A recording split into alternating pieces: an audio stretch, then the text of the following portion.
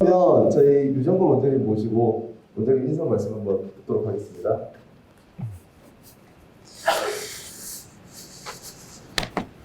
반갑습니다. 유정근입니다. 제가 안에서 우리 하지욱 팀장 인사하고 할 때 소리도 나고 박수도 더 큰 거 들었는데 섭섭합니다. 다시 한번 인사드리겠습니다. 유정근입니다. 예, 방금 환호성 들렸어요. 어느 분이셨죠? 어느 분이셨죠? 남말하고 싶은 공법 선물 준비해 주십시오. 두 분 나오셨어요. 예, 역시 물질 만능주의 좋습니다. 주차가 굉장히 좀 불편하시죠? 그래서 차를 가져오신 분들 굉장히 불편을 겪고 계신 것 같고, 오늘 300명 신청하셨거든요. 아직 다 입장 못 하시는 분들은 건물 근처에 오셨다가 좀 돌아가시고 그러신 분들 좀 있는 것 같습니다. 이런 상황에서 이제 결심한 게 있어요. 다음번에도 이 부산 디자인센터에서 설명을 하게 되면 우리 어머님들을 어떻게 하면 불편하지 않게 할까? 건물을 사야겠다. 이번 인생에 될지 모르겠습니다. 실은 오늘 토크 콘서트에 함께 해주신 정동환 선생님도 이게 주차장, 주차 구역이 부족한 것 뿐만이 아니라 도로도 지금 주차장이에요. 그래서 지금 동서구가로 거의 다 도착하신 것 같은데 좀 늦어지고 있습니다. 그러나 의무는 늦게 시작하는 건 없고 정시에 시작을 합니다. 우리 하지욱 팀장 몇 말씀 드리던데 고객학점제 관련된 동영상을 나는 3개 이상 봤다라는 어머니 계시나요? 실망이다. 실망이다. 우선 작년에 의문을 열다가 생산한 고객학점제 영상부터 보시기 바랍니다. 대입 개편안과 관련된 영상을 난 3번 이상 봤다. 오늘 난감하군요. 할 이야기들이 많아지는데 그럼? 보셨다고 하더라도 그것이 우리 어머님들께 어떤 도움이, 얼마나 도움이 될지는 사실 의문이긴 합니다. 컨텐츠의 생산자들, 그리고 그 생산자들이 타겟으로 하는 수용자들이 대부분이 서울이에요. 그러니까 대치 엄마들이 들으면 좋을 만한 이야기들. 목동이나 중계나 분당이나 일산 엄마들이 들으면 좋을 이야기들을 우리 어머님도 듣고 계시는 것 같고요. 그래서 이 교육정책과 관련된 변화에 대응하는 대응책을 마련하지 못하는 부산의 일부 학원들도 그래서 그대로 복사해서 붙이고 있지는 않나는 아쉬움이 있습니다. 5년 전 제가 이곳에서 설명을 했을 때 이런 말씀을 드렸거든요. 부산의 의과대학 인재 전형으로 선발하는 의과대학 그 인원을 부산 아이들 몇 명이나 가 있느냐. 인구 비율로 보자면 부산에 할당된 지역 인재 전형이 많은 편이거든요. 그러면 그거라도 우리는 가야 될 거 아니에요. 그거라도 얼마나 갈 것인가. 5년 전 약 200명 갔거든요. 그래서 제가 그때 이렇게 말씀드렸어요. 의문을 열고 나면 저희가 5년 전이니까 중1부터 받았거든요. 이제 저희 학생들이 고1, 고2 정도 된 겁니다. 의문을 열고 나면 이 자리가 340석인데 부산에서 적어도 지역 인재 전형으로 할당된 이용만큼은 우리 아이들이 갔으면 좋겠다. 그러나 아직도 턱없이 부족하고요. 사실은 상황은 더 나빠졌죠. 그것이 왜냐하면 우리에게 필요한 정보를 받아들이지 않다. 수능 이야기를 제일 많이 하거든요. 의대하면 마땅한 이야기입니다. 서울대 연고대 가면 마땅한 이야기입니다. 그런데 부산 아이들이 수능 1등급을 혹은 주요 대학 수능 최저 등급 얼마나 충족을 시키냐 이거죠. 여러분 남편들이 벌어다 주는 거 여러분 백도 사고 피부 시술도 받고 그래야 되는데 그거 못 하잖아요. 내 새끼들 학원 보낸다고. 근데 그렇게 우리가 투자했던 것들이 우리가 원하는 결과로 이어지지 않는 경우도 좀 있죠.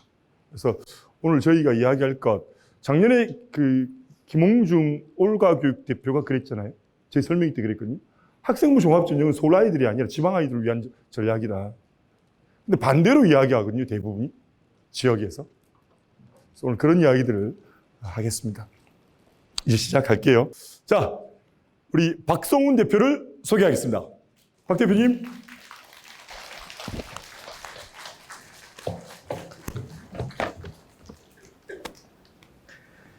예, 박수가 적어서 전체 나온 것 같습니다. 정동원 선생님도 정동원 선생님도 소개하겠습니다. 예. 마크 됐어요? 전 불러줄 때까지 앞에 서 있었거든요. 그러셨군요. 그러면 두 분 같이 앉으시죠. 우선 인사드리고 앉아서 소개하겠습니다. 네, 인사드리겠습니다. 다음 코리어의 박성훈 대표라고 합니다. 반갑습니다. 당연하죠. 네, 반갑습니다. 저는 오늘과 내일 학교 봉사단체장 정동환이라 합니다. 반갑습니다. 앉으시죠. 드라마틱하게 시작할 수 있게 되었습니다. 간단하게 소개들 하셨는데 사실 두 분 한 자리 이렇게 모실 수 있게 된 거 제게도 영광이고 우리 학부모님들께도 굉장히 영광일 것 같습니다. 간단하게 소개했는데요. 소개 글이 프로필이 10줄 이상 되는 분들입니다. 다시 한번 본인들을 소개할 기회를 한번 드리고요. 그 다양한 프로필 중에서 그 중에서 난 이거야 라고 싶은 게 있으시면 그거 대표적으로 소개해 주시면 좋겠습니다. 이제 물리학이랑 전자공학을 전공해가지고요. 임용을 보고 물리교사를 고등학교에서 5년 정도 하다가 이제 다른 분야에서 좀 하고 싶은 마음에 이제 다른 분야로 하게 됐고요. 거기서 주된 거는 EBS 교육방송에서 진로사업부라는 그 사업부 대표를 3년 정도 했습니다. 그리고 지금의 IT 회사에 해당하는 다음 커리어를 이제 스타트업으로 하면서 이렇게 교육 쪽에서 에듀테크 기업으로 이렇게 학부모님들 만나 뵙고 있다고 말씀드릴 수 있을 것 같습니다. 예, 이때 박수 한번 주셔야죠. 정동원 선생님. 어찌 보면 커리가 참 비슷하면서 다른 길을 걸어왔더라고요. 이제 이과의 대표 선수, 저는 이제 영어 교육, 이래서 영어 교사 지금 하고 있으면서 진로 교사를 하고 있는데, 저 같은 경우에는 이제 책을 학교에서 할 수 있는, 교사가 할 수 있는 게 저작, 강연 두 가지거든요. 거기서 이제 최고를 치기 위해서 책을 썼고, 그래서 80여 권의 베스트셀러 저자이기도 하고, EBS에도 2년간 8강을 갔다 왔는데, 그때 뵙지를 못했습니다. 이렇게 잘생긴 분이 있었는 걸 알았으면 인사드렸을 건데, 저는 지금 이제 대표적으로 뽑으라고 하면, 오늘과 내일 학교라고 하는 봉사단체 이제 회장으로 여러 가지 이제 활동들을 하고 있는 거가 대표 제 저력으로 이제 말씀드리고 싶습니다. 반갑습니다. 박소리가 점점 커지길 기대하면서 제가 알고 있는 공통점 몇 가지 더 보면 우선 학교 선생님들 치고 진취적이다. 한 분은 서울에서 과학중점학교 교사 출신이다. 두 분 다 공교육 교사시다. 두 분 다 EBS 강사 출신이다.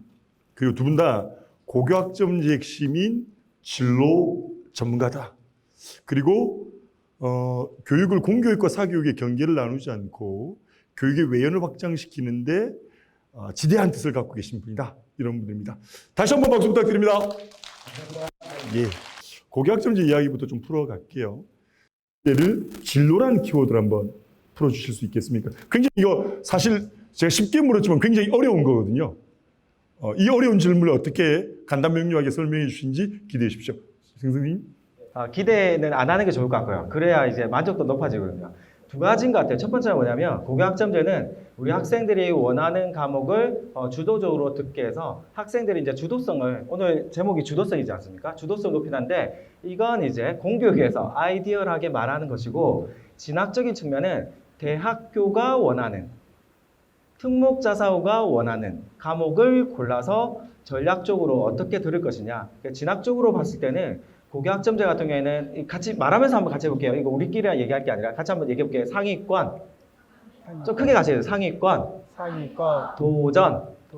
상위권 학생들은 도전이라는 키워드를 꼭 가져가셔야 돼요. 왜냐하면 현재 내신과 수능에서 변별할 수 있는 것들이 점차 줄어들고 있기 때문에 따릅니다. 도전.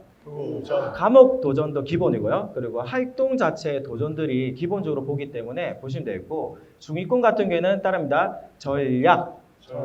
중위권은 공부 그릇이 안 크기 때문에 대입을 성공하기 위해서는 많이 해라, 도전해라기보다는 실질적인 내신을 어떻게 받을 건가에 대한 철저한 분석과 이 아이의 장점, 잘할 수 있는 것을 골라내는 게 중요하고, 따릅니다. 하위권. 즐겁게 다녀. 하위권이 제일 중요합니다. 왜냐하면 이 즐겁게라는 게 이 아이들의 취업의 꿈을 심어주세요. 혹은 크리에이터나 뭔가에서 실질적으로 졸업한 뒤에 바로 취업이랑 연결시키기 위해서 어떤 걸 해야 되는지, 그래서 전문대학교에 취업률이 높은 학과를 주목하셔야 돼요. 어정쩡하게 하위권인데 4년제 보내시면 4년간 표류하다가 들어오기 때문에 고교학점제는 상위권, 중위권, 하위권마다 전략이 다르고 대학이 원하는 과목을 들어줘야 된다라고 저는 진학적으로 풀어드리고 싶습니다. 다시 한번 어떤 권이 되시길 바란다? 옳습니다. 자, 우리 박성훈 대표님.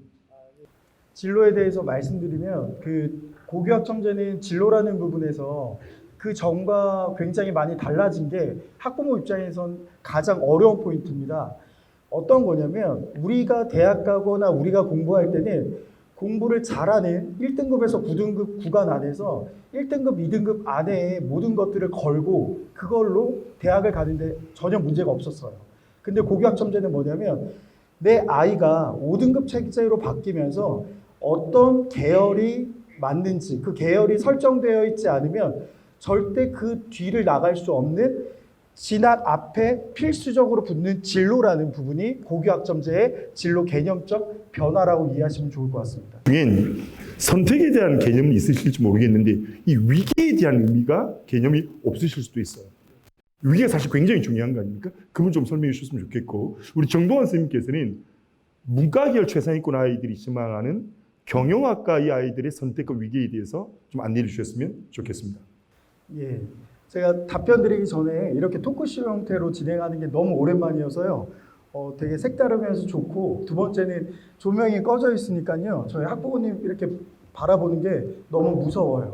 네, 그래서 눈만 이렇게 반짝반짝 해가지고 잘못 대답하면 큰일 날 것 같은데 그 말씀드리도록 하겠습니다. 위기라는 건 저희 위기질서 아시죠?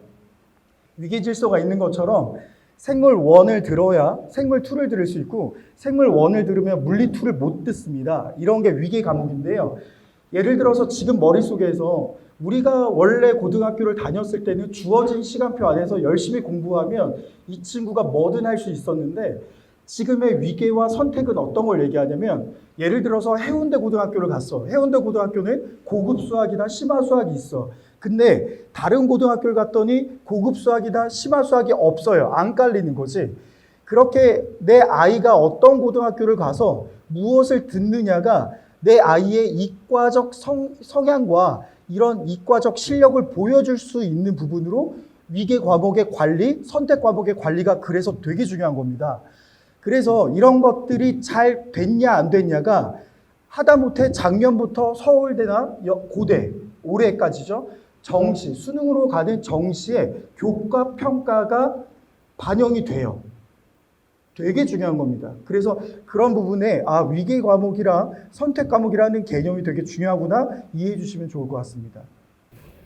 의과대학 트랙과 관련해서 혹시 의과 같은 경우에는요. 저희가 제가 지금 이런 특강을 이제 하면서 꼭 말씀드리는 게 서울대를 목표로 할 거냐, 의과대학을 목표로 할 거냐가 정답은 아니지만 예를 들어서 이렇게 이해할 수 있습니다.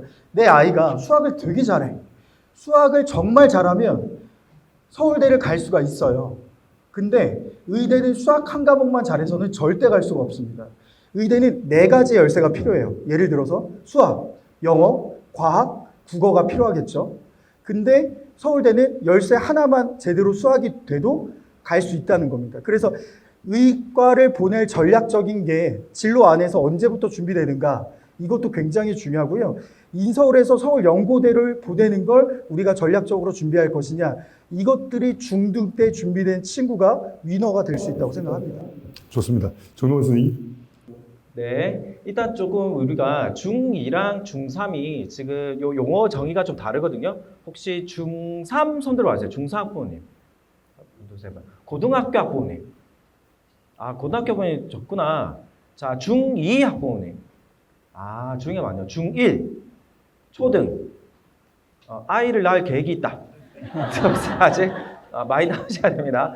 그럼 중2 이하를 조금 맞출게요. 왜냐하면 중3과 중2가 많이 다르거든요. 그래서 위계라는 말씀을 주셨고, 그리고 이제 문과라는 얘기를 주셨는데, 문이과는 통합이 된 게 아니라 한번 따라할게요. 분화. 같이요. 분화. 나눠졌어요. 따라합니다. 인문. 사회, 사회, 자연, 자연, 공학, 공학, 의생명, 의생명, 교육, 교육, 예체능 예체능. 이렇게 7가지의 시간표로 다시 구분지어졌다. 합쳐진 게 아니라 더 분화되어졌다라고 이해하시면 될 것 같고요. 여기서 또 경우의 수가 발생합니다. 따릅니다. 상위권, 상위권, 중위권, 중위권, 하위권. 하위권. 즉 7가지의 계열의 우리 아이의 위치에 따라 경우의 수가 21가지 안에서 우리가 시간표를 작성해야 우리한테 유리하다. 그래서 그 내용에 대해서 그 위계라는 표현을 쓰셨는데 저는 이게 하나의 어떤 계열에 대한 그리고 성적에 대한 위계라고 보시면 될 것 같고, 두 번째 교과목상에서의 위계는 우리 박성 대표님이 너무 설명 잘해주셔서 방금 말했던 수학과 과학의 중3 이상의 위계는 방금 설명하신 걸로 이해하시면 될 것 같고요. 중2 이하의 위계는 이렇게 생각하시면 됩니다. 따릅니다. 진로 선택, 진로 선택, 전문 교과, 전문 교과, 원. 원. 자, 중2 이하는 이 개념 기억하세요. 자, 뭐냐? 중2 이하는 진로 선택 과목이란 게 있어요. 일단 이것부터 설명하겠습니다. 진로 선택, 진로 선택, 일반 선택, 일반 선택, 융합 선택. 융합 선택. 중2 이하는 3가지의 선택 과목이 있습니다. 이 3과목의 성격을 이해하셔야지 위계를 이해할 수 있거든요. 자, 다시 한번 들어갈게요. 따릅니다. 진로 선택, 진로 선택, 전문 교과, 전문 교과, 원. 원. 중3 이상에서는 전문교과 1이라는 과목이 있어요. 이 과목은 우리 대표님 말씀하셨는데 어떤 거? 특목자 사고에서 들을 수 있는 과목이에요. 이 과목이 어디로 바뀌었다? 진로 선택으로 바뀝니다. 중2 때. 그리고 현재 일반 선택은 일반 선택 그대로 오고요. 중3 이상의 진로 선택 안에 실용 과목이 있어요. 실용 과목. 이게 융합 선택으로 왔는데 자, 연결고리 지어드릴게요. 따릅니다. 상위권, 상위권, 진로 선택, 진로 선택, 그래서 특목고 특목. 라는 계열을 딱 잡으세요. 초중이라면 특목고를 가는 방향 잡으셔야 됩니다. 그게 좀 더 설명드릴 건데, 즉 어떤 과목을 많이 들어야 된다? 진로 선택을 많이 들어야 된다. 중2 이하를 말합니다. 중3은 용어가 또 달라요. 자, 그리고 중위권입니다. 따릅니다. 일반 선택, 일반 선택, 일반 계고, 일반. 상위권 고등학교를 가서 위기를 쌓으시면 되고, 성적이 좀 낮다면은 융합 선택해서 특성화고를 또 여러분 낮게 생각하시면 안 되는 게 특성화고에서의 전략이 또 따로 있어요. 그걸 잘 이용하시면 지역에 있는 특별 전형이나 특채 같은 느낌이 있기 때문에 오히려 애가 전략적으로 저는 그걸 사용한 것도 전략이다라고 보시면 되는데, 오늘은 좀 의대 쪽으로 맞추게 할 겁니다. 그래서 계열 같은 경우에는 계열별로 그리고 성적대별로 그리고 과목별로의 위계가 있구나라고 이해하시면 되겠고, 경영 쪽으로 물어보셨는데 2가지 키워드만 잡아갈게요. 자, 경영 같은 경우에는 사회 경영이지만 딱 2단어 따릅니다. 미적분, 미적분, 그리고 보면 AI. AI. 2가지 키워드 가봐주세요. 그래서 미적분 들으셔야 됩니다. 예전 같은 경우에는 인문 같은 경우에는 일단 수학 쪽에 난도가 없는 게 괜찮지만 미적분을 한 거에 대해서 종합정에서 굉장히 높게 평가하기 때문에 그런 부분, 그리고 AI나 우리 애들 이제 빅데이터 이런 쪽의 거를 기본으로 깔고 가주셔야지 아이들이 종합이 됐든 어디가 됐든. 의대도 마찬가지입니다. 그래서 빅데이터나 이런 거를 하나를 깔고 가는 것들이 최근에 이제 연결고리를 지을 게 많기 때문에 기억해 놓으시면 좋을 것 같습니다. 이상입니다. 제가 두 분 잘 모셨죠? 자주 모셨으면 좋겠죠? 예, 뜨겁게 반응해 주세요. 답변이 별로였나 보네요. 별 반응을 안 하시네요. 최선을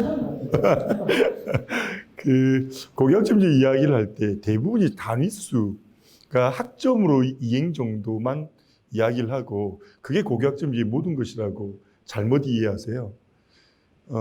제가 보는 고교학점제의 가장 중요한 포인트는 사실 대한민국 교육당국이 2025년을 미래교육 원년으로 선포했다. 고교학점제 출발과 함께 대한민국의 교육의 근간을 바꾸겠다라는 거. 중요한 게 수업 운영과 평가가 아닌가 싶습니다. 과정 중심의 평가가 될 텐데 두 분 다 제가 이렇게 모신 건 학교에 계시는 선생님들이기 때문이거든요. 정동원 선생님, 특히 수업 운영과 평가와 관련해서 고교학점제에서의 수업 운영과 평가가 어떻게 진행되는지를 좀 말씀해 주시겠습니까? 학점제에서의 어떤 특징이라기보다는 방향성이 있어요. 방향성이 뭐냐면 이것도 한번 저는 말하면서 하는 거 좋아하거든요. 따릅니다. 학교 수업을 절대로 듣지 말자. 듣지 말자. 수업 들으면 애들이 자게 돼 있습니다. 다 자요. 그러니까 어떻게 해야 된다? 따릅니다. 학교 수업에 들어가자. 제가 강의 때마다 한 얘기인데요. 들으시면 안 됩니다. 제가 이렇게 왜 말을 하냐면 따라할게요. 3가지가 중요하거든요. 따릅니다. 따라하자, 따라하자, 필기하자, 필기하자, 질문하자. 질문하자. 자, 늘상 3가지 얘기하거든요. 수업을 들으면 애들은 자게 돼 있어요. 그래서 고교학점제의 특징에 따라 학교가 바뀌는 게 아니라 우리 애들 수업 못 듣게 합니다. 그래서 말한다면 프로젝트 수업, 하브루타 수업, 그리고 아이들 토론 수업, 여러 가지 발표 수업, 독서 수업, 과제 탐구 수업에서 렉처, 즉 이론 기반의 거는 최소화를 시키고요. 애들이 활동 기반, 발표 기반으로 바뀌면 갑니다.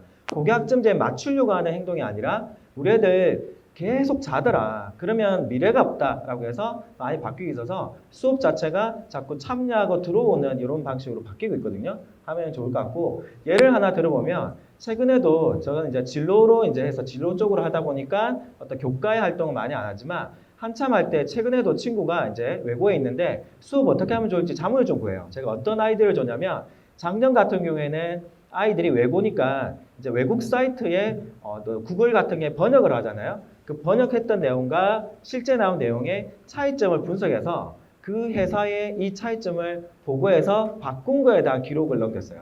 따릅니다. 적용. 같이요. 적용. 이론을 아는 게 중요한 게 아니라 배웠던 것들을 그런 규칙들을 실제 적용하면서 사회에 약간의 한번 해보는 게 중요한 것 같고 최근에 제가 또 아이디어를 준 게 있어요. 이거는 아마 가져가시면 크게 도움 될 겁니다. 자, 따라해볼게요. SDG. SDG가 뭐의 약자냐면 따라할게요. Sustainable Development Growth. 그래서 17가지의 유엔에서 하도를 던진 게 있어요. 우리가 지금 해결해야 되는 이제 어떤 인류가 이제 해결해야 되는 17개 하도인데 이걸 이제 제가 아이디어를 줬더니 이거를 한 10차시 정도 짰어요. 첫 번째 유엔에 들어가서 10가지의 원소를 확인한다.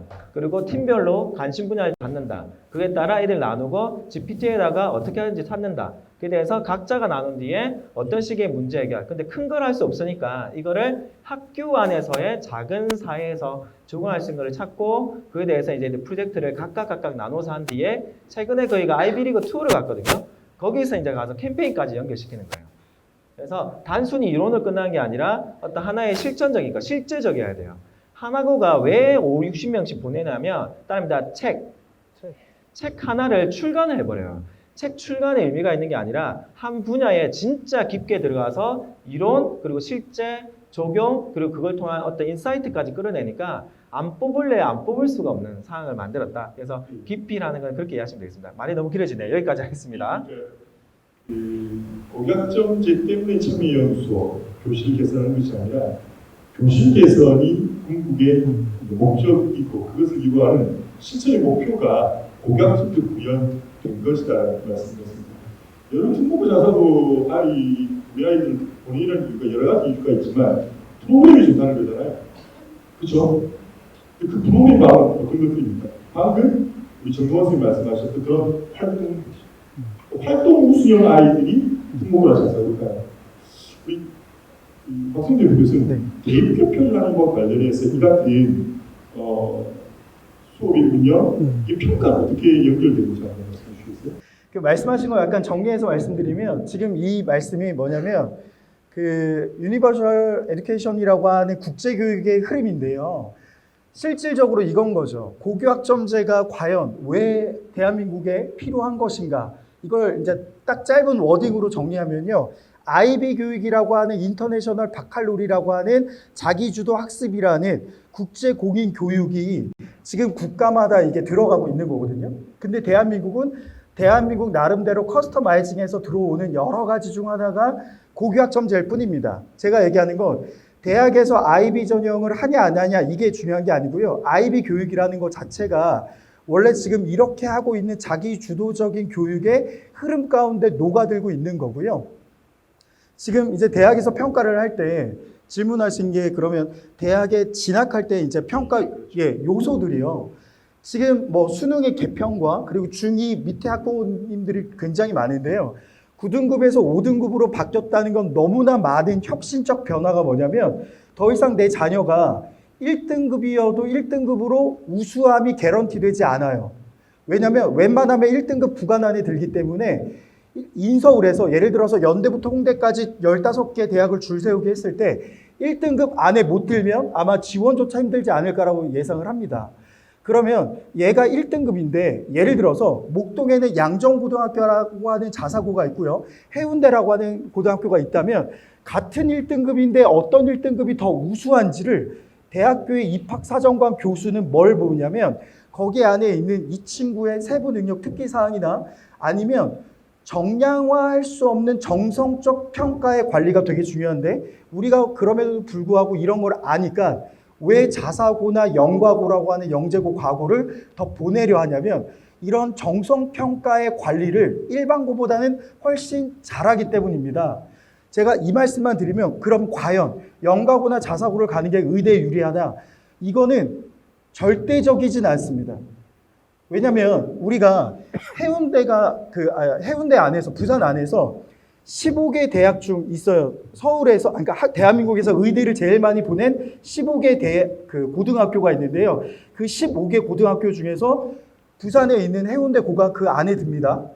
그러면 우리가 여기를 가면 무조건 의대를 잘 보낸 것이냐 아니면 일반고를 가서 전략적으로 할 것이냐 이거는 여러 아까 말씀드린 선택과 위계와 이런 전략적인 측면 그리고 말씀하신 대로 상위권 아이들은 어떤 도전적인 것들이 보여지느냐가 실질적 아이의 완성된 학생부와 성적표를 만들 수 있다고 말씀드릴 수 있을 것 같습니다. 예, 결국 그 수업 운영 방식, 발표, 도로, 실험 실습 중심의 학생 참여 수업이나 그리고 과정 중심의 평가는 생기부와 밀접한 관련이 있을 것 같습니다. 안에 계신 어머님들이 오늘 가장 귀를 쫑긋 하실 부분이 이건데 이 어머님들도 장인 어머니들이시지만 생기부가 중요하고 생기부 중요하다는 건 들어보셨을 거라는 거죠. 통보고 계셨고 과학중학교 계셨으니까 세특을 어떻게 기재되고 있는지 어떤 아이들이 좋은 세특으로 기재되는지 한 분씩 말씀해 주셨습니다. 세특 같은 경우에는 세 가지 정도 얘기를 한번 드려볼게요. 이 질문을 바꿔서 들어볼게요. 자, 성적 높은 아이의 학생부를 선생님들은 잘 써준다고 합니다. 사실일까요? 아닐까요? 사실일까요? 아닐까요? 사실인데 성적 높아서 잘 써주는 게 아니라 한번 따라해볼게요. 질문 한 아이의 세특을 잘 써줍니다. 근데 공교롭게도 질문하는 아이들이 대부분 다 공부를 잘하더라라는 거지 제가 알고 있는 선생님들 중에 아이들의 성적을 보면서 얘가 몇 점인지를 그렇게 면밀히 보시는 분은 많지 않았거든요. 질문을 많이 하는 애들의 학생부는 무조건 좋아집니다. 이게 어디서 나오냐면 질문이라는 걸 일본을 가볼게요. 제가 일반고에도 있었고 특목고에도 있었는데 특목고 같은 경우에는 시험 기간에 끝난 뒤에 교무실까지 가는 시간이 28분 정도 걸립니다. 줄을 서 있어요. 줄을. 근데 일반고는 가는 데까지 15초 만에 갑니다. 질문을 안 해요. 남고 8초 만에 갑니다. 아무도 관심이 없어요. 요거는 몇 명이 삐죽삐죽 와서 물어봐요. 그래서 이게 너무나 다른데 질문을 함에 따라 특목고를 가야 된다 안 가야 된다 포인트보다는 특목고에서는 학생들이 선생님을 만들어요. 질문을 통해서 선생님들이 연구하게 만들어요. 다시 설명드리면 일반고에서도 우리 아이들이 따라할게요.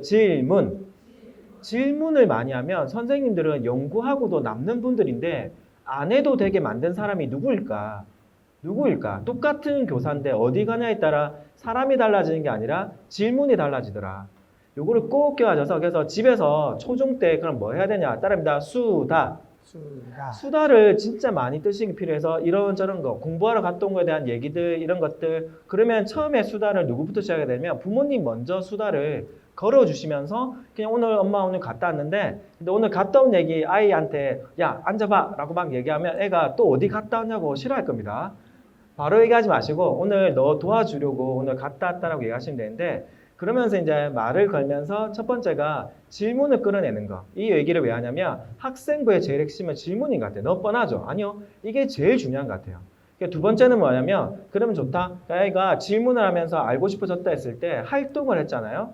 활동했을 때 기록하는 게 중요한데 여기까지 하고 마이크 넘길 건데 총 6가지 단계가 있거든요. 같이 한번 해볼게요. 이거 적어 놓으셔도 좋을 것 같아요. 한번 따라합니다. 동기, 역할, 역경, 극복, 느낀 점, 배운 점, 변화. 이 프로세스를 꼭 기억해 주세요. 그래서 500자에 기록해야 된다면 250자로 한 개 활동을 깊이 있게 하는 게 좋은데 이거를 언제부터 하는 게 좋다? 따릅니다. 중학교. 초등학교 고학년 때부터 연습을 한 뒤에 중학교 때는 이 연습을 무조건 하셔야 됩니다. 그래서 특목자사 준비를 완벽하게 하시고 중3들은 일반 계획으로 가는 게 지금 좋아요. 그건 좀 이따 제가 설명드릴 건데 어디? 자기주도 학습 전형이란 게 종합 전형에 그냥 이게 아이예요, 아이. 그러니까 아들, 딸 개념이기 때문에 중학교 때 특목자사 자기주도 학습 전형을 준비를 하시면 제가 방금 말했던 한 번 더 정리해 볼게요. 동기, 왜 했니? 같이 왜 했니? 왜 했니? 그리고 역할, 역할, 뭘 했니? 뭘 했니? 역경, 역경, 어려운 점은 극복, 극복, 어떻게 해결했니? 어떻게 말하면서 하셔야 돼요. 들으시면 자기가 안 됩니다. 그리고 느낀 점, 느낀다, 배운 점, 배운다, 변화. 변화, 이걸 초등학교, 중학교 때부터 아까 제가 말한 거 연결시킬게요. 다른 다 질문, 질문, 인터뷰 하셔야 돼요. 묻고는 끌어내셔야지 애들 보고 한다 절대 못합니다. 물어주시면서 그 얘기들을 끌어오게끔 해서 적게끔 하는데 바로 적으면 힘드니까 카메라로 녹화시켜주세요. 딱 해놓고는 얘기한 간 다음에 자 이거 너 들고 방에 들어가서 방금 말했던 거 워딩에서 가져와서 선생님이 자기 평가서 가져오라고 할 때 7월달, 12월달 제출을 하면 학생부가 굉장히 멋지게 나옵니다. 그래서 질문 말했던 6단계의 질문법을 꼭 기억하시면 학생부가 아름다워질 것입니다. 자, 네. 앞으로 질문이라고 하지 마시고요. 의문이라고 해주세요. 아 제가 실수했습니다. 다 따릅니다. 의문. 아니 왜냐하면 저희 의문을 열다라는 학원 이름이 어머님들이 잘못 알고 계시는데 의대의 문을 열다가 핵심 가치가 아니거든요. 의문을 열다는 질문할 줄 아는 아이를 만들겠다. 그 의문입니다. 두 번째가 의대의 문을 열다예요. 왜냐하면 의대의 문이 마스터 키니까. 세 번째는 의가 관형격 조사 의입니다. 국어의 문도 열고 영어의 문도 열고 공대의 문도 열고 그래서 여러분 의문을 열다는 의문을 가질 줄 아는 아이를 만들어 할게요. 고교학점제 가장 맞는 뭐 그런 대표님.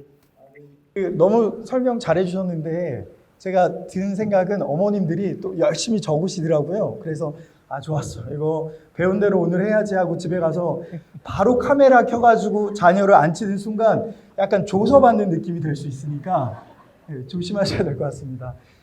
실질적으로 진로에 대해서 이제 진학으로 말씀을 해주시니까 그 진로의 관점에서 보게 되면 이 모든 게 언제 되냐면 자녀와 부모와의 관계가 조금은 편해질 때 가능하고요. 실질적으로 이런 질문들을 아이들에게 어떻게 해야 되는지에 대해서 지금 말씀해 주신 게 저는 너무 좋다고 생각하는데요. 아이가 학교를 갔다 오면 어떤 질문들을 하시죠? 너 오늘 뭐 배웠어? 그쵸? 이게 굉장히 대한민국의 대표되는 질문 중 하나인데요. 이제 저희가 뭐 유튜브나 아니면 TV에서 유명한 분들이 나와서 비교하는 질문이 있어요. 뭐냐면 우리가 알고 있는 교육의 선진국들에서는 학부모가 아이가 집에 오면 질문을 이렇게 한다고 하죠. 뭐라고 하죠? 너 오늘 어떤 질문을 했니? 학교에서. 우리는 오늘 뭐 배웠니를 먼저 물어보죠. 그런 것들이죠. 근데 이게 우리가 지금 학년 인구는 줄고 있고 그리고 챗 GPT라고 하는 AI가 문제풀이적 관점에서 굉장히 천재적으로 웬만한 문제들을 다 풀고 있을 때 대학별로 아까 말씀하신 게 지금 2025년도에 따른 2022년도 교육개정의 핵심은 그 중에 하나가 이겁니다. 대학별 아이들을 모집할 수 있는 입학 전형을 대학별로 열어준 거예요. 지금 이번에 교육부가 발표한 거에 대해서 많은 분들이 놓치고 있는 것 중 하나가 대학별 입학 전형을 열었어요. 거기 밑에 있습니다. 교육부에 들어가면 대학별로 입학을 할 수 있게끔 만든 게 있어요. 2028학년도부터요. 그러면 여기서 대학은 어떻게 우수 인재들을 뽑을 것인가 했을 때 이거라는 거죠. 바로 딱 이 워딩으로 정리하면요. 문제를 얼마나 잘 푸냐? 아니요. 얼마나 다른 친구와 다른 질문을 할 수 있는가? 왜? 질문의 퀄리티가 답변의 퀄리티를 정의하기 때문에 그렇습니다. 그래서 그런 부분이라고 보시면 좋을 것 같습니다. 제가 칸을 채우다라는 독서 활동을 저희 학원이 이제 운영을 하고 있는데요. 제가 수업 시간에 저희 아이들에게 제일 자주 하는 말이 뭐냐면 엄마 말 믿지 마, 아빠 말 믿지 마, 다 구라야. 엄마 말이 다 옳지 않아, 아빠 말이 다 옳지 않아, 믿지 마. 다만 너희가 엄마 말과 아빠 말이 그러다는 걸 판단하는 능력이 생길 때까지는 우리 더 준비하자라고 이야기를 하고요. 더불어서 저희 학원 국영수과 수업하는 아이들에게도 동시에 하는 말이 이런 겁니다. 그리고 저희 어머님들 설명을 모시고 간담회를 하거나 설명을 하거나 상담을 할 때 제가 이런 말씀을 자주 드리죠. 학교 가는 아이에게, 학원 가는 아이에게 선생님 말씀 잘 듣고 와라고 말하지 말아라. 어떤 말을 해야 됩니까? 선생님과 친구들에게 너의 생각과 감정을 충분히 말하고 와야 된다. 그것이 생기면서 굉장히 중요한 포인트거든요. 왜? 그래야 표현해야 교사에게 관찰되거든요. 교사에게 관찰된 아이들만 기록되거든요. 그게 생기부에 기재되기 때문입니다. 두 분이 말들이 많아요. 오늘 자세히 전문적으로 자세히 설명해 주셔서 계속 했으면 좋겠어요. 계속 한 번 더 모시고 그런데 말씀 많이 해주시면 제가 또 많은 걸 여쭙지 못하니까 다음 질문을 바로 좀 들어가도록 하겠습니다. 특별함과 관련해서 내신 교육부 정책 담당관 2명이 나와서 영상을 만든 게 한 게 있거든요. 교육부 영상. 거기 보면 아주 크게 자막 처리되어 있는 게 있습니다. 논서수형 강화라고 되어 있어요. 어떻게? 대폭 강화라고 되어 있습니다. 그런데 제가 알기로는 2028 대입 개편 안에서도 과감하게 논소술형으로 가고자 했던 게 원안이었는데 문제는 이번 대입 개편 시안에도 교사 역량평가 이야기가 나왔지 않습니까?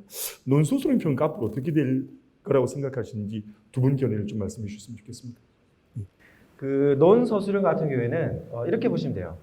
두 가지인 것 같아요. 하나는 꼭 필요하다. 두 번째는 학교에서 지금 티칭으로 다 하기에는 좀 힘든 상황이다. 코칭으로 갈 거예요. 왜냐하면 교과목이 폭발적으로 증가하기 때문에 선생님들이 모든 것을 이해하고 설명하는 방식으로 안 갈 거예요.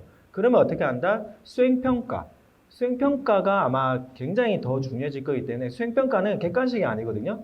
과정형 평가이기 때문에 거기서 아이들이 자료를 조사를 하고 발표를 하고 그룹 토론을 하고 결과를 만들어내고 그에 따라 이걸 하는데 저 또한 뭐였냐면 가제 탐구를 1학기 때 동안에는 개별 가제 탐구를 하고요. 2학기에는 계열별로 묶어가지고 애들끼리 가제 탐구를 했는데 어째 보면 아이들 중에 음악하는 친구들이 공부에 대한 건 좀 소홀하잖아요. 근데 그 애들끼리 뭉쳐가지고 어떤 조사를 하냐면 음악이 학생들의 집중도와 정서에 미치는 영향을 가제 탐구의 학술지를 분석한 뒤에 학교에서 아침에 등교할 때 빠른 음악, 느린 음악, 클래식을 틀었을 때 아이들이 이제 1, 2, 3, 4교시에 미치는 영향 분석을 했고요. 점심시간에 어떤 걸 했을 때 소화기관이 작동하는지 하기 전 후를 음악 관련 전공하는 애들이 가제 탐구를 하니까 읽으면서 안 자고 자기들이 만들어내더라고요. 또 어떤 애가 있었냐면 이제 디자인 쪽, 이제 얘 같은 경우에는 디자인 관련이 있어서 한복 쪽에 관심이 있는데 어떤 애는 애견 쪽에 관심이 있었어요. 이 두 친구가 연결고리가 없잖아요. 뭘 만들었냐면 이제 그에다가 IoT, 옷에 IoT를 달아서 이제 동물들 그리고 이제 일반인들에서 여기에 어떤 사람들과 어떤 작동하는 것들, 땀 이런 것들, 강아지 이런 것들 해서 이걸 건강과 여러 가지 연결해서 했던 학술지를 읽고는 그걸 발표를 해내더라고요. 어떤 말씀 드리고 싶냐면 논소수형은 평가 방식인데 방식은 내용이 바뀌기 때문에 생기는 어떤 약간의 평가 방법이 바꿔야 되는 거기 때문에 지금 이미 학교에서는 탐구라고 하는 것들이 아주 많이 들어와 있고 티칭으로는 이제 어느 정도 이제 한계가 있다라고 판단하고 있거든요. 그래서 이 방법은 당연히 이미 시행되고 있고 많이 들어와 있다라고 생각하시면 되는데 요거에 대해서는 약간의 이제 우려가 평가의 어떤 공정성, 신뢰도라는 측면인데 요게 이제 좀 재밌는 게 지금 하는 절대평가랑 이 방식은 2012년도에 이미 시행을 했었어요. 절대평가 변환에 대해서 국가가 똑같은 모형으로 시행했는데 결과가 뭔지 아세요? 불가능하다. 절대평가는 우리나라에서는 불가능하다. 왜? A, B, C, D, E를 적정하게 10%, 20% 이렇게 나눠야 되는데 그걸 하는 거는 신의 영역이다. 수능에서도 변별을 못 해내는데 물수능, 불수능 벌쭉꿀쭉 하는데 하기에는 불가능하다. 그리고 이거에 대해서 학생들과 학부모님들이 수긍하지 못할 것이다 하고는 묻혔어요.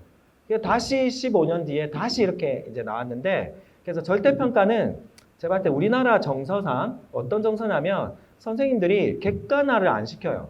왜? 우리 아이라고 생각해요. 우리 학교에 잘 보내야 되는 우리 애라고 생각해요. 제가 외국에도 가서 이렇게 공부도 하고 파견 가보면 어떤 생각하냐면 객관화를 확실하게 합니다. 너는 너, 난 나예요. 잘못하죠. 바로 교장실, 바로 경찰 불러서 처리를 바로 합니다. 거기에서 어떤 이런 거 전혀 없어요. 그냥 수업만 집중하는데 우리나라는 우리 애기 때문에 절대평가가 성공할 수 없는 구조인데 그래서 아까 우리 이제 대표님이 말씀하셨던 한번 따라할게요. 내신, 5등급, 상대평가. 를 넣습니다. 왜? 이 정서상은 이 고교학점제와 절대평가가 완성될 수 없기 때문에 중간 고리에 상대평가 5등급을 넣었거든요. 뭐 이거에 대한 해석은 좀 이따 다시 해드릴 건데 지금 소수령 이게 평가의 변화는 전체적인 지금 변화와 연결돼가지고 학교에서 굉장히 면밀하게 계속 고도화되고 있다라고 생각하시면 되고 발표 정말 중요합니다. 근데 이 질문 우리 아이들은 발표를 잘할까요? 못할까요? 잘할까요? 학생이 잘할까요? 여학생이 잘할까요? 남학생들은 말을 하질 않아요. 그래서 말하는 거 참 중요하다는 말씀 드리면서 이게 중요하게 하고 있고 우리가 해야 될 게 많구나 라고 생각하시면 좋겠습니다. 저는 짧게 그러니까 뭐 논술형 이런 부분들 관련해서요 다 중요한데 중간 관리, 그러니까 과정 관리가 어떻게 되느냐가 바로 이런 부분들에 다 드러나거든요. 그래서 저는 이렇게 질문하고 싶습니다. 그러면 다 알겠는데 어떤 학원을 보내야 되는가? 어떤 학원을 보내야 되냐면요. 그 학원이 결과 관리에 치중하고 있는가? 중간 관리를 해줄 수 있는 학원이냐? 중간 관리는 뭐냐면 이 친구가 수학을 하든 영어를 하든 과학을 하든 왜 틀리고 그거를 맞게끔 하기 위해서 어떤 부분이 있는지가 관리되는 학원인지를 보셔야 됩니다. 그게 바로 이런 부분까지 준비가 될 수 있다고 말씀드릴 수 있을 것 같습니다. 예, 두 분이 말씀해 주신 것들에 대한 구체적인 대응 전략들을 제 2부에서 저희 나름대로 진행해 왔던 것들에 대해서 안내를 해드리기로 하고요. 제가 5년 전에 이 장소에서 설명을 하고 어머님들끼리 되게 욕먹었어요. 한 300번 오셨는데. 그리고 학원 관계자들로부터 되게 욕먹었거든요. 왜일까요? 제가 그때 수행평가 이야기했거든요. 바야흐로 수행평가가 이 시대의 아이들, 그리고 미래 역량을 기르는데 가장 효율적인, 지금 현재 나온 것 중에 가장 좋은 평가 방식인 것 같고, 그것이 학생부 종합전이 한참 대세였을 때이기 때문에 학종을 가장 풍요롭게 하는 것이 수행평가라고 했었거든요. 말씀하신 것처럼 수행평가 안에 발표, 토론, 실험, 실습, 보고서 다 들어있잖아요. 5년 전에 제가 얼마나 욕을 많이 먹었는지 수명이 5년이 늘었다니까요. 근데 지금은 이게 보편화가 될 거예요. 수행평가를 어떻게 활용하는지를 제가 잠시 뒤에 말씀드릴 텐데, 대한민국 수행평가 우리 교사들께서 만들어주신 거 너무 좋아요. 거의 사장되고 있는데 너무 좋아요. 어떻게 쓰고 있는지 보여드리겠습니다. 시간이 이제 다 돼서 마무리를 좀 해주셔야 될 것 같은데, 두 분은 저랑 계속 이제 연을 맺고 있고, 우리 정동환 선생님과는 앞으로 또 저와 함께 저희 학원에서 함께 일을 해주실 거고, 우리 박성훈 대표는 또 저랑 호용하지 않은 찐 동생이기도 해서 모실 기회가 많이 있을 거라고 봅니다. 마지막으로 우리 정동원 선생님 특목고 계셨으니까요. 어떤 아이들이 특목고 자사고 하면 좋을지, 또 어떤 아이들이 특목고 자사고 해서 잘하는지 좀 말씀 한번 해주셨으면 좋겠고, 우리 박성 대표님은 서울에서 오셨으니까 고교학점제 및 대입 개편안 시한과 관련해서 좀 수도권 분위기는 어떤지, 이렇게 해서 오늘 일부 토크쇼는 가름하도록 하겠습니다. 네, 사실 이거 강의로만 해도 한 3시간씩 이렇게 하는 강의인데 여쭤보셔서 짧게 하기엔 또 아쉽고, 그리고 이게 이해도에 따라 접근들이 다 다르거든요. 그래서 중간 이상을 찍으려 하니까 말이 좀 많아지는데, 특목자사고는 저는 이렇게 생각합니다. 자, 특목자사고는 무조건 준비를 하셔야 돼요. 그 다음에 딱 중3 일반 계고 보낸다. 완벽하게 준비한 뒤에 중3들은 일반 계고로 가는 게 훨씬 성공 확률이 높습니다. 그러면 선생님 특목자사고 누가 가야 됩니까? 특목자사고 같은 경우에는 자, 첫 번째로 잘 되는 애들이 중3 이상이에요. 특목자사고 준비하다가 떨어져서 일반 계고 애들이 제일 잘 돼요. 두 번째 잘 되는 애들이 특목자사 준비하다가 특목자사 온 애들도 잘 돼요. 그런데 여기서 유의해야 할 게 있습니다. 특목자사고에도 5, 6, 7, 8, 9등급이 있을까요? 없을까요? 이 아이들이 제일 아파요. 제일 아파요, 얘들이. 왜냐하면 얘들 일반계로 갔으면 탑에서 쓸고 다녔을 건데 판단 미스로 나가는 순간 이 친구들 거기서 전학하는 자존심 때문에 전학 얘기 안 합니다. 계속 아프기 시작하면서 어떤 선택을 하면 나는 원래 공부를 잘 못했어 라고 합리화를 시작하거나 제가 상담할 때 그런 거 느끼거든요. 두 번째, 아프기 시작해요. 왜? 아프다고 얘기했을 때 부모님이 뭐라 하지 않고 더 안아주기 때문에 그게 반복되다 보면 2학년 말 되면 진짜 몸이 아파요. 진짜 아파요. 마음속으로 아픈 게 그래서 거식증에 해서 너무 제가 보면 안타까울 정도로. 그래서 어떤 얘기를 드리고 싶냐면 따릅니다. 회복 탄력성.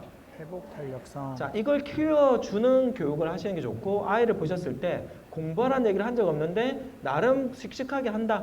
그리고 말하면 하는데 그래도 잘 못해도 아, 왜 그렇지라고 분석하고 일어나려고 하는 친구들은 특목자석에 가면 진짜 성장 많이 해요. 제가 영재훈도 7년 있었는데 영재훈에 있는 애들도 가만히 보면 처음 들어왔을 때도 잘하지만 1년 뒤에 무럭무럭 크거든요. 선생님 때문에도 크지만 같은 또래 집단에 거기서 배우는 문화에서 정말 많이 배워요. 문화에서 엄청나게 배우기 때문에 애가 그 문화에서 나는 잘 못하고 이렇듯 해서 약간의 주눅들 것이냐 배우려고 들어갈 것이냐에 따라 우리 애들이 각 상황을 어떻게 보는지 보셔서 조금 약간의 건방짐 약간의 자존감이 높은 애들은 이라 느껴지시면 보내시면 성장 엄청나게 하고요. 근데 시험 칠 때마다 불안해가지고 막 울고 불고 하는 친구들은 가서 넘어지게 되어 있거든요. 그때 더 무너질 거기 때문에 끼고 가해시키면서 학교하면서 철저히 옆에서 컨설팅 끼고 올라가는 게 훨씬 낫기 때문에 우리 아이가 어떻는지를 보시고 판단하시면 좋을 것 같고 선생님 근데 그렇게 막 준비하다가 특목자사 준비했는데 우리가 가고나 영재고 붙으면 어떡합니까? 라는 쓸데없는 걱정은 안 하셔도 괜찮습니다. 붙으면 경산하는 겁니다. 가시면 되고 제가 말한 거는 외고, 자사고, 국제고에 대해서는 중3들은 좀 다르다. 근데 중2 정리하고 끝내야 되니까 중2는 가능한 한 보내세요. 따라합니다. 떨어지면 더 좋다.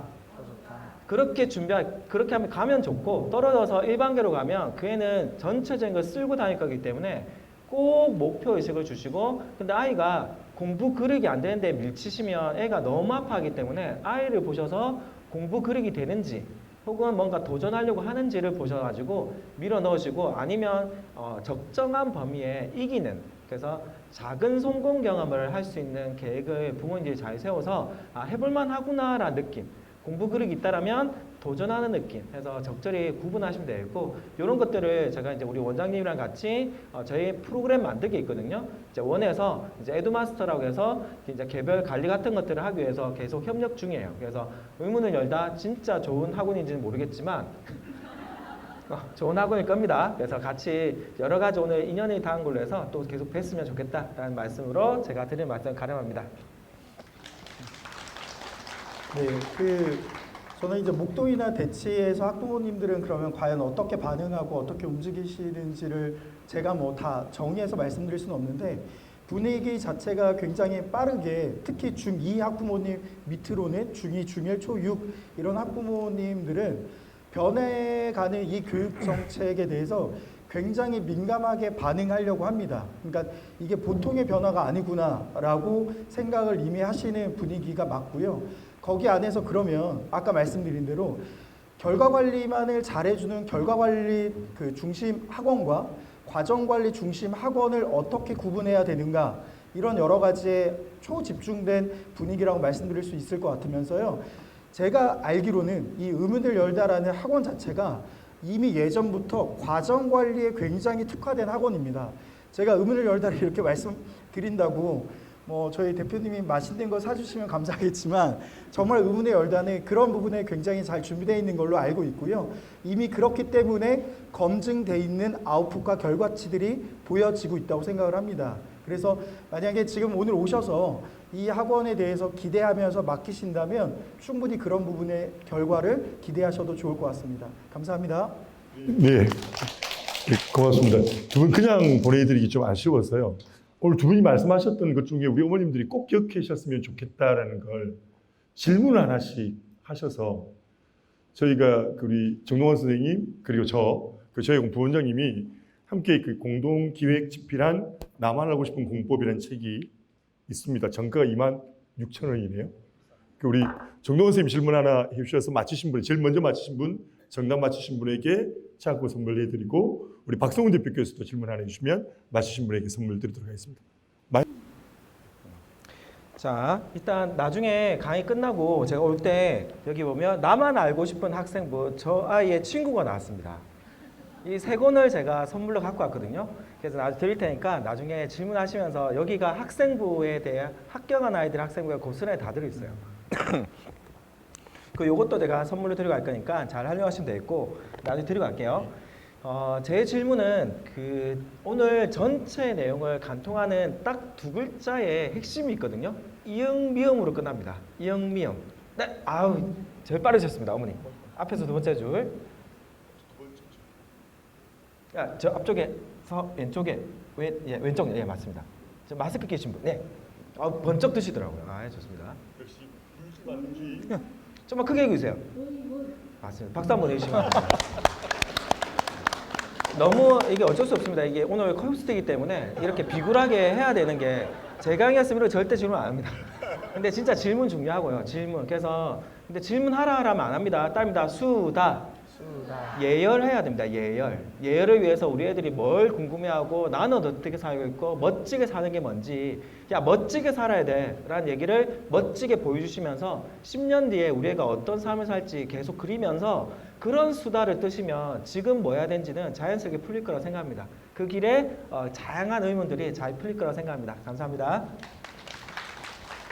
저는 그냥 색다른 거 질문 한번 하도록 하겠습니다. 저희가 아까 말씀하신 대로 일반 선택, 진로 선택, 융합 선택이라고 말씀드렸는데요. 이게 대학으로 보면은 전공 선택, 전공 필수, 교양 선택, 교양 필수 같은 거거든요.